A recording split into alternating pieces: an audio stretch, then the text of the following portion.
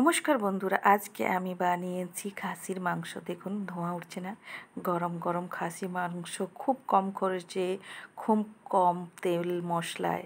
কারণ জামাই ষষ্ঠী মানে বিভিন্ন রকমের খাওয়া দাওয়া, তাই জামাইদের কি করে হালকার উপরে খাসি মাংস খাওয়ানো যায় সেইটা আমি বানিয়ে দেখাচ্ছি।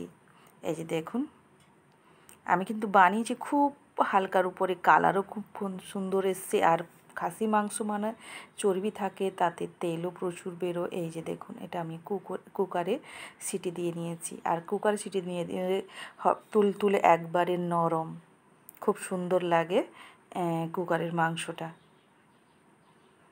কালারও খুব সুন্দর এসছে। এই যে দেখুন, আমি দেখাচ্ছি একটা তুলে করে কতটা পরিমাণ তুলে নরম হয়েছে। এই যে দেখুন, আমি এখানে নিয়ে নিয়েছি 2 কেজি খাসি মাংস। এই যে খাসি মাংসটা ধুয়ে করে একবারে পরিষ্কার করে নিয়েছি। আর খাসি মাংসতে চর্বি না থাকে এমন ভালো লাগে না। এবার দিয়ে দিচ্ছি দারুচিনি, বড় এলাচ, ছোট এলাচ, আর সামান্য পরিমাণ জিরে,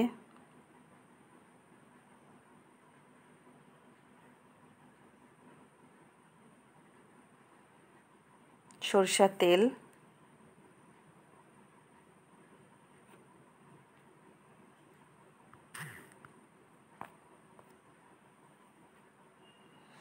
এবার দিয়ে দিচ্ছি এখানে কুচানো পেঁয়াজ রেখেছি। ফার্স্ট দিয়ে দিচ্ছি যে রসুন, গোটা রসুন 2টো, আর রসুন বাটা 3-4টা রসুনের বেটে রেখেছি, আদা বাটা,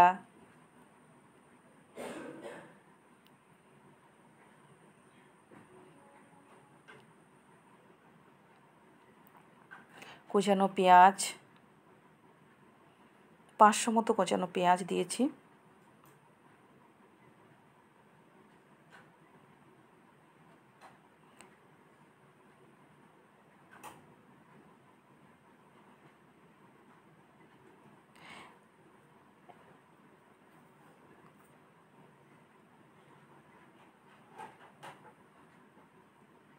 আর দিয়ে দিচ্ছি টক দই।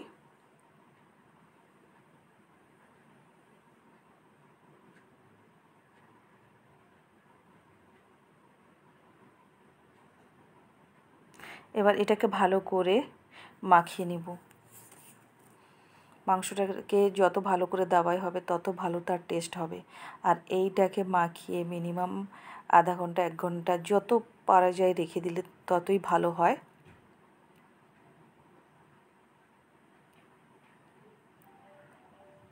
এবার দিয়ে দিচ্ছি হলুদ গুঁড়ো,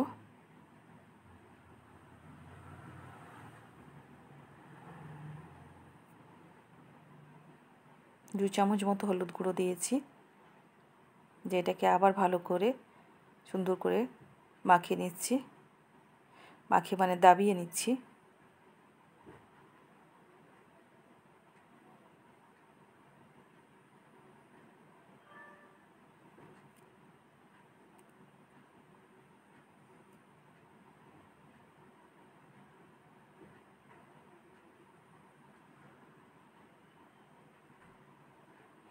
যত ভালো করে দাবানো হবে, যত ভালো করে মাখানো হবে, ততই ভালো তার টেস্ট আসবে। আর খুব সামান্য উপকরণ দিয়ে বা খুব তেলটা কম দিয়ে করে এই খাসির মাংসটা রান্না করব।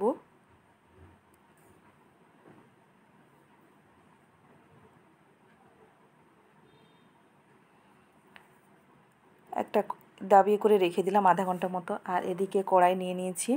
কড়াইতে এই যে দেখুন, খুব সামান্য পরিমাণ আমি তেল দিয়েছি, তাতে চিনিও দিয়ে দিয়েছি।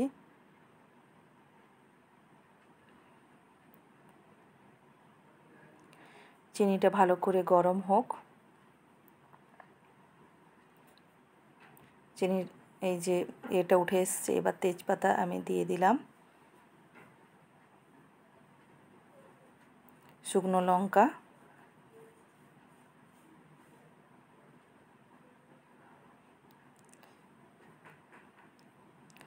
দারুচিনি, এলাচ,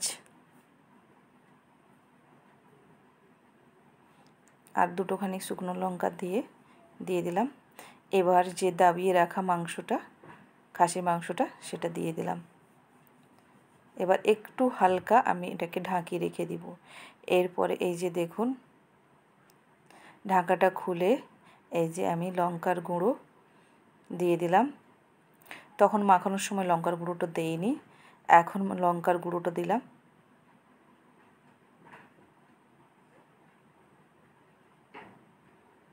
দিয়ে ভালো করে এবার নেড়ে নিব। অনেকটা টাইম লাগবে কষতে।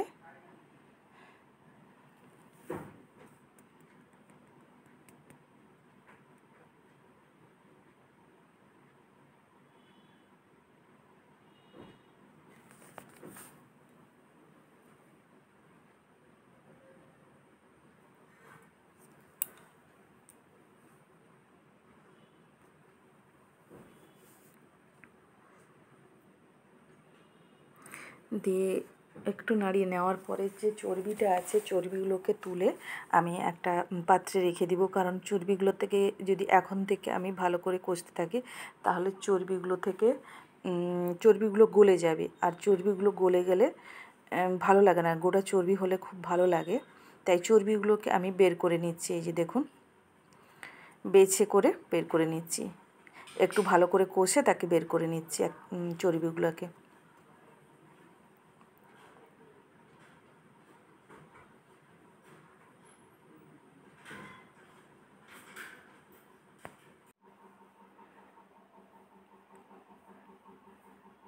দিয়ে ভালো করে কষে নিচ্ছি।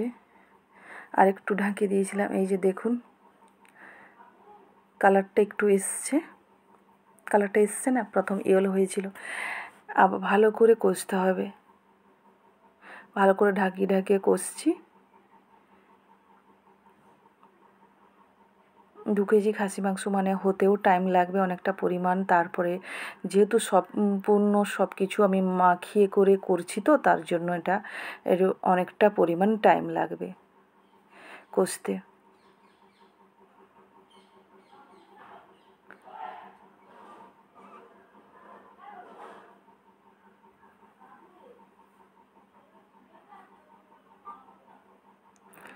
আবারও ভালো করে নেড়ে চেড়ে নিচ্ছি। এই যে দেখুন,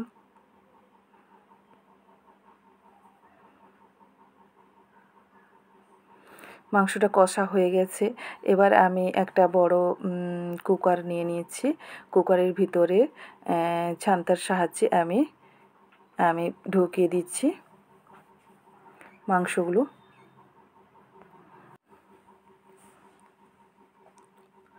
আর আমরা কড়াইতে যতই কষে করি না কেন, অনেক নরম তুলতুলে হতে অনেকটাই টাইম লেগে যায়।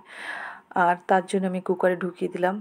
আর যেই কড়াইতে আমি বানিয়েছিলাম, সেই কড়াইতে জল দিয়ে, আর ঠান্ডা জল দেওয়া যাবে না, তাই এই জলটাকে ভালো করে একটু ফুটিয়েও নিলাম, গরম করে নিলাম। গরম করে নিয়ে আবার চিকেনে আমি ঢেলে দিলাম। এই যে জলটা ঢেলে দিলাম।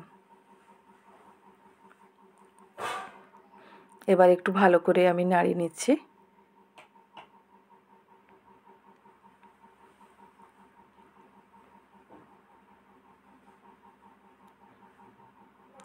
এবার এটাকে ঢাকনাটা লাগিয়ে আবার বসিয়ে দিব।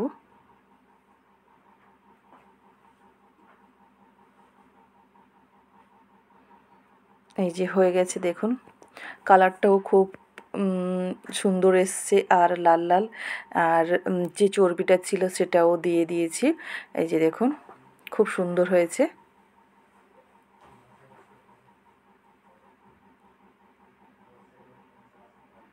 খুব সুন্দর কালার এসছে এবং মাংসটাও খুব সুন্দর তুলতুলে হয়েছে, নরম। এই যে